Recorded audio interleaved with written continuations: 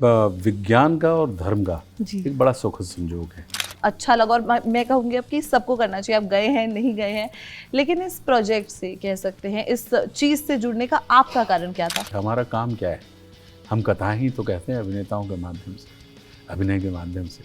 और विज्ञान क्या करता है? विज्ञान हमें निष्कर्ष देता है। तो ये निश्चय और निष्कर्ष का बहुत अच्छा सुखद संयोग है। मेरा जीवन उनसे शुरू होता है और उन्हीं पे समाप्त हो जाता है। और मैं अपने जेनज़ीज़ को, जिनको हम जेनज़ी कहते हैं, ये हैं तो अपने ही ना।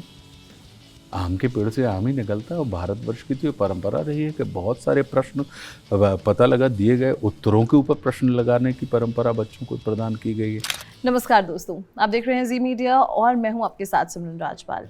तो हम आमतौर पर कहते हैं कि अध्यात्म और मनोरंजन दो अलग अलग चीज़ें हैं, लेकिन यहाँ पर जो चीज़ हमारे सामने रखी है वो आध्यात्मिक जो भाव है वो आपको मनोरंजन के साथ देती है। और ये जो पेशकश है वो आशुतोष राणा जी हमारे लिए ला रहे हैं। आशुतोष सर, इसके बारे में कुछ बताइए पहले, क्योंकि मैंने तो एक्सपीरियंस किया, दर्शकों को कुछ बताइए।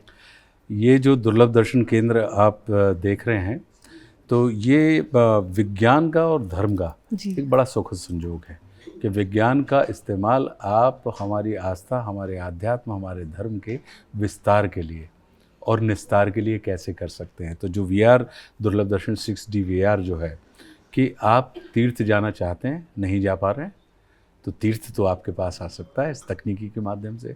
आप भगवान तक नहीं पहुंच पा रहे हैं, लेकिन भगवान के दर्शन तो आप इस तकनीकी के माध्यम से कर सकते हैं। कहाँ पर? कहीं पे भी आपको व्यवस्थित या अव्यवस्थित या चलने की ज़रूरत नहीं है।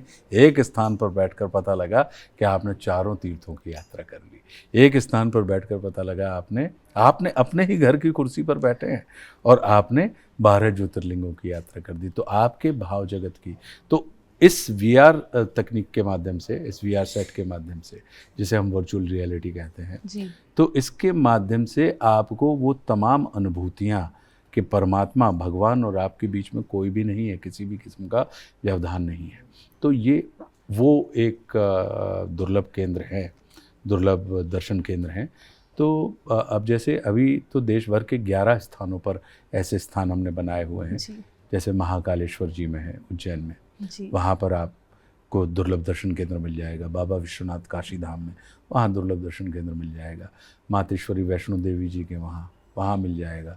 अयोध्या जी में राम मंदिर, वहाँ पर आपको दुर्लभ दर्शन केंद्र मिल जाएगा। तो ऐसे विभिन्न स्थानों पर, तीर्थ स्थानों पर हमने अभी तक दुर्लभ दर्शन केंद्रों की स्थापना की है। लेकिन हमारा लक्ष्य है कि ये जितने केंद्र हैं, तो भारतवर्ष के जितने भी तीर्थ क्षेत्र हैं हम सब में स्थापित कर दें। भारतवर्ष के जितने भी ज्योतिर्लिंग हैं, जितने भी शक्तिपीठ हैं, हम सब में इनकी स्थापना कर दें। लेकिन इसके बाद भी अगर आप वहाँ नहीं जा पा रहे हैं, तो फिर आपके ही घर में आप इस VR सेट के माध्यम से समस्त शक्तिपीठों का, समस्त तीर्थ स्थानों का, समस्त धामों का, चारों धामों का, 12 ज्योतिर्लिंग का आप इसमें दर्शन कर सकते हैं। आशुतोष जी, मुझे याद है कि अभी बाहर जब इस इंटरव्यू से पहले हमें इसका टेस्ट दिया जा रहा था कि आप एक बार ट्राई करें, तो मैंने कहा क्या क्या है इसमें, तो उन्होंने बताया कि भस्म आरती है, अयोध्या राम मंदिर है। मैंने कहा मैं तो जा चुकी हूँ इधर, तो क्या करूँगी। उन्होंने कहा मैडम आप एक बार करिए। मैंने कहा चलिए आप कुछ एक दिखा दीजिए। तो उन्होंने मेरे को फिर दोनों चीज़ें एक्सपीरियंस करवाई एंड मुझे बहुत ज़्यादा अच्छा लगा। और मैं कहूँगी अब कि सबको करना चाहिए। आप गए हैं, नहीं गए हैं, लेकिन इस प्रोजेक्ट से कह सकते हैं, इस चीज़ से जुड़ने का आपका कारण क्या था? हमारा कारण सिर्फ यही था कि हमें ये लगता है कि हमारा काम क्या है? हम कथाएं ही तो कहते हैं अभिनेताओं के माध्यम से, अभिनय के माध्यम से। हम क्या कह रहे हैं? तो अब जब कथा ही कहनी है, तो फिर किसी ऐसे स्थान की कथा कहें, ऐसी चेतना की कथा कहें, जिनकी कथा को सुन के लाखों लाख लोगों की व्यथा का निवारण हो सके। फिर किसी ऐसी कथा को कहें जिस कथा को सुनकर हमारे चित्त चरित्र चिंतन में रूपांतरण हो सके।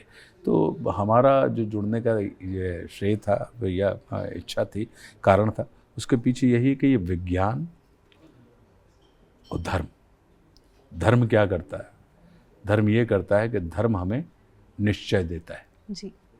और विज्ञान क्या करता है? विज्ञान हमें निष्कर्ष देता है। तो ये निश्चय और निष्कर्ष का बहुत अच्छा सुखद संयोग है। तो हमारे पीछे हमारा जो लोभ है वो यही है कि क्या करें। बोले हम बचपन में ये देखते थे कि पता लगा कि संत बैठे हुए हैं और ब्रह्मा विष्णु महेश खड़े हुए हैं, तो एक व्यक्ति एक स्थान पर बैठकर क्या तीनों देवों को बुला सकते हैं? तो मैं देख रहा हूँ कि हाँ, दुर्लभ दर्शन में आप एक स्थान पर बैठकर आप समस्त ब्रह्मांड के जो दाता हैं उनके आप साक्षात दर्शन कर सकते हैं।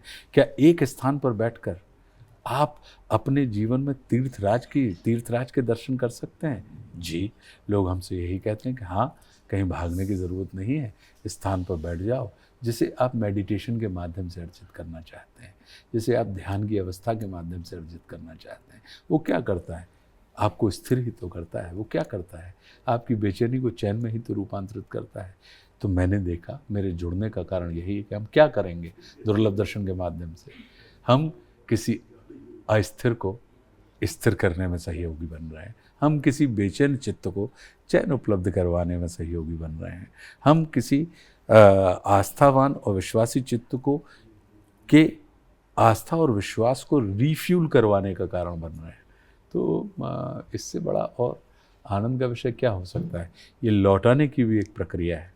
क्यों? क्योंकि जगत ने आपको बहुत दिया है, तो जगत को आप कैसे लौटा सकते हैं? जगत ने हमें विश्वास दिया, तो हम जगत को अपनी स्थिति से विश्वास कैसे लौटा सकते हैं? जगत ने अगर हमें स्थिरता प्रदान की, तो हम स्थिरता कैसे लौटा सकते हैं?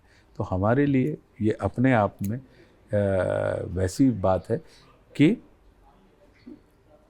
जब तक हमारे गुरुदेव भगवान दद्दा जी रहे, तो हमारे कर्म को उन्होंने अपने धर्म में लगा कर रखा, और जब वो इस लौकिक जगत में नहीं है, तो उन्होंने हमारे कर्म में ही धर्म को रूप डाल दिया। तो हम कर क्या रहे हैं? हम यही तो कर रहे हैं। हमारा काम क्या है? ले अभिनय का, कथा कहने का, व्यथा बताने का। तो वही कार्य हम कर रहे हैं।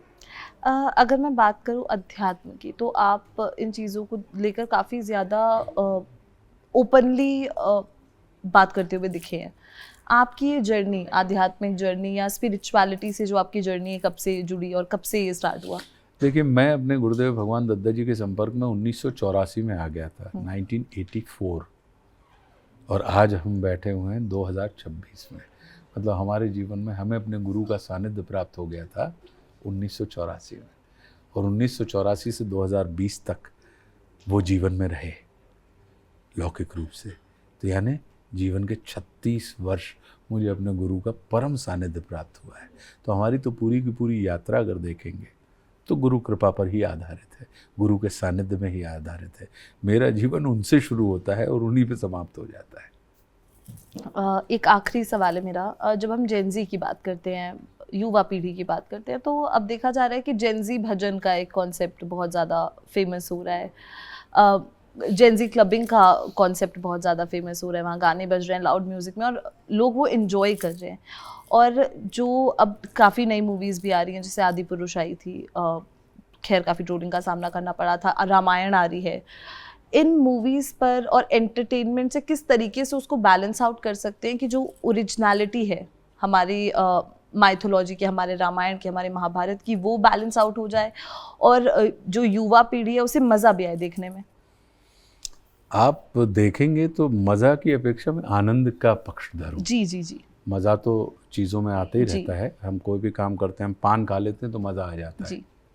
हमारा मानना है कि आनंद का पक्षधर, और आनंद के लिए, और देखिए, किसी भी परम सत्य तक पहुंचने के दो मार्ग होते हैं। ज्ञान का मार्ग होता है, दूसरा भक्ति का मार्ग होता है। ज्ञान मार्ग पर ये कहते हैं, ज्ञान मार्ग पर चलने वाले, कि पहले मैं तुम्हें जानूंगा फिर तुम्हें मानूंगा। भक्ति मार्ग पर चलने वाला कहता है कि मैं तुम्हें मानता हूँ इसलिए मैं तुम्हें जान जाऊंगा। तो कहने का अर्थ ये है कि ये एक सतत प्रक्रिया है, चलती रहती है। और मैं अपने जेनजीज़ को, जिनको हम जेनजी कहते हैं, ये हैं तो अपने ही ना, आम के पेड़ से आम ही निकलता है। और भारतवर्ष की तो ये परंपरा रही है कि बहुत सारे प्रश्न पता लगा दिए गए उत्तरों के ऊपर प्रश्न लगाने की परंपरा बच्चों को प्रदान की गई है। इसी कारण तो इतने सारे वेद, इतने सारे उपनिषद, इतने सारे शास्त्र हमें प्राप्त हुए। तो कहने का अर्थ ये है कि किसी भी तरीके से आप अपनी, उन्होंने कहा हरि अनंत, हरि कथा अनंत था, क्यों कह दिया? कारण ये है कि पता लगा कि वाल्मीकि जब रामायण लिख रहे हैं, वाल्मीकि जी, तो उनका दृष्टिकोण अलग है। तुलसीदास जी जब उसी कथा को लिख रहे हैं तो उनका दृष्टिकोण अलग है। कम्मन जब उसी कथा को लिख रहे हैं ऋषि तो उसका उनका दृष्टिकोण अलग है। पता लगा आनंद रामायण में बोले अलग दृष्टिकोण है, आध्यात्म रामायण में अलग दृष्टिकोण है, वेदांत रामायण में बोले अलग दृष्टिकोण है। तो विभिन्न जो व्यक्ति हरि अनंत हरि कथा अनंता, कि जिस व्यक्ति जिस दृष्टि से आप देख रहे हैं, तो हर व्यक्ति क्या कहता है कि बोले कि हमारी दृष्टि को इनकी सीमा मत मानिएगा, इनकी सृष्टि की, ये हमारी दृष्टि की सीमा है, लेकिन इनकी सृष्टि की सीमा कोई नहीं है। तो जितने अपने प्यारे राम को रीझ भजो या खींच, खेत पड़े बढ़ जाते उल्टो सीधो बीच। तो कहने का अर्थ ये है कि हर व्यक्ति अपनी दृष्टिकोण से अपने सत्य तक पहुंचता है। और मैं इसमें ये मान के चलता हूँ कि प्रक्रिया का जो आनंद है तो उसको निश्चित रूप से लेना चाहिए, प्रक्रिया को आनंदपूर्ण बनाना चाहिए हमें। परिणाम जो होते हैं वो कभी आनंद की उत्पत्ति नहीं करते, प्रक्रिया आनंदपूर्ण होती है। यात्रा अगर आपकी आनंदपूर्ण है तो उस दिशा में हर युग की अपनी मान्यताएं और परंपराएं होती हैं और लोग बदलते हुए चलते रहते हैं। बहुत अच्छी बात बताई आपने आशुतोष जी। तो आप सुन रहे थे आशुतोष राणा जी को हमारे साथ। अगर आपका तीर्थ यात्रा करने का मन है, किसी कारण से आप नहीं जा पा रहे हैं, तो ये जो यंत्र दुर्लभ दर्शन है, इस यंत्र के माध्यम से आप यंत्र मंत्र तंत्र से भगवान श्री राम के दर्शन कर सकते हैं, महाकाल की भस्म आरती देख सकते हैं और भी काफ़ी कुछ देख सकते हैं। फिलहाल के लिए इतना ही, तब तक के लिए देखते रहें ज़ी मीडिया। धन्यवाद।